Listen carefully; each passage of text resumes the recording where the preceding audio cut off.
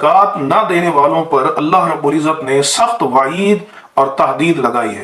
قرآن مجید فرقان حمید میں آپ یہ اندازہ لگائیے کہ ایمان کے بعد کئی مقامات پر نماز اور پھر اس کے بعد زکوٰۃ کا ذکر کیا گیا۔ سورۃ البینہ میں اللہ رب العزت نے ارشاد فرمایا، آیت نمبر 5 ہے، وَمَا أُمِرُوا إِلَّا لِيَعْبُدُوا اللَّهَ مُخْلِصِينَ لَهُ الدِّينَ حُنَفَاءَ وَيُقِيمُوا الصَّلَاةَ وَيُؤْتُوا الزَّكَاةَ وَذَلِكَ دِينُ الْقَيِّمَةِ۔